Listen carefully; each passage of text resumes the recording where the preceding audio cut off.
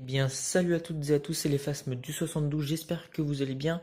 Moi, ça va super. Aujourd'hui, on se retrouve pour un petit tuto sur comment savoir si vos œufs sont viables ou non. Donc, c'est très très simple. Pour cela, il vous faut un petit récipient rempli d'eau, que je vais remplir, des œufs de phasme, et puis voilà. Donc, si vous avez par exemple des boîtes où ça fait un bon bout de temps que vous avez des œufs et si malheureusement vous savez pas s'ils sont encore viables ou non, bah, vous pouvez faire cette technique, c'est ce que j'ai fait. Donc, je vais vous montrer rapidement. Donc ici, j'ai trois types d'œufs qui viennent de ces boîtes-là. Donc ici, j'ai 3-4 œufs de phasme épineux du Bengale et le reste c'est deux œufs, un phasme épineux et l'autre phasme guadeloupéen, il me semble. Donc c'était les œufs que j'avais récoltés lors de mon stage cet été. Le problème c'est qu'ils sont presque tous morts. Donc on va voir si ceux-là sont morts. Je vais vous montrer du coup la technique et puis on va tester avec d'autres œufs. Donc ici du phasme cornu du Vietnam et ici du Philium. Donc je sais pas si voilà. Je vais mettre la petite torche pour qu'on voit mieux. Voilà. Juste au passage, pour la petite fiche d'élevage que je vous avais faite sur la fiche d'élevage des phasmes cornus du Vietnam, donc c'est ces œufs-là. Je suis désolé pour le format, puisque voilà, c'est avec le logiciel de montage Filmora. Il y a le filigrane qui s'est mis en plein milieu. C'était pas trop de la bonne dimension et tout ça, je suis désolé. Donc du coup là, je le fais pas avec ce logiciel. Donc il y en aura d'autres qui arriveront. Donc un autre logiciel peut-être pour faire des vidéos un peu plus correctes, plus avec un meilleur rendu. Donc on va commencer tout de suite. Du coup, on va commencer avec les œufs de phasme du Bengale. Donc on va voir ça tout de suite. C'est parti.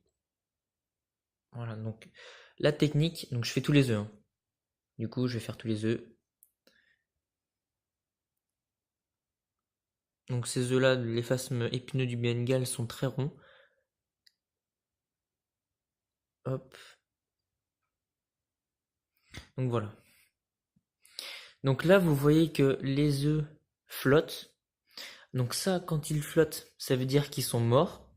Et si ça marche pas, vous pouvez un petit peu taper sur les œufs pour voir s'ils coulent, puisque ça arrive. Je vais vous montrer notamment avec le cas des œufs de Philium, ça arrive assez fréquemment. Donc voilà, je vais vous montrer ça juste après. Donc on va continuer avec les autres espèces d'œufs. Et puis voilà. Donc on enchaîne avec les œufs du phasme cornu du Vietnam.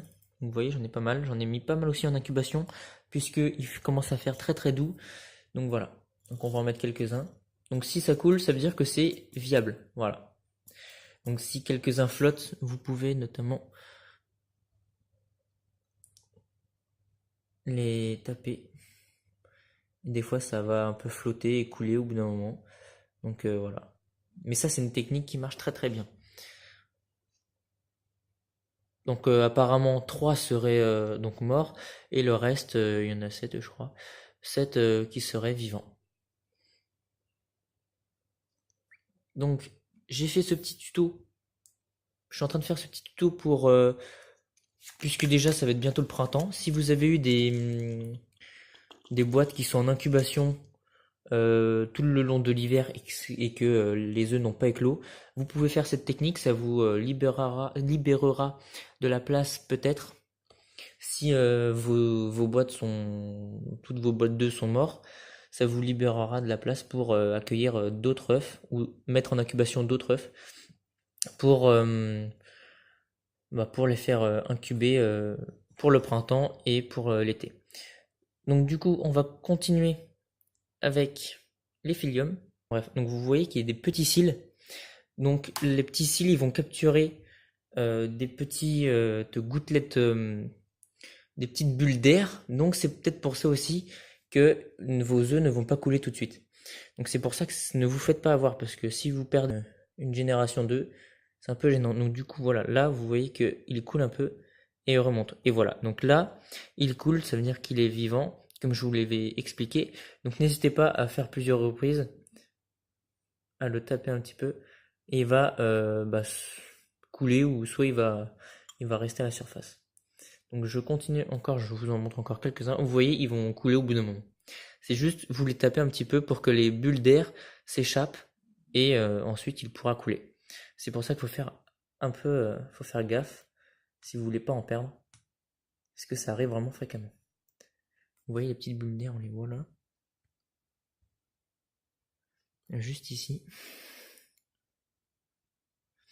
et là. Donc voilà.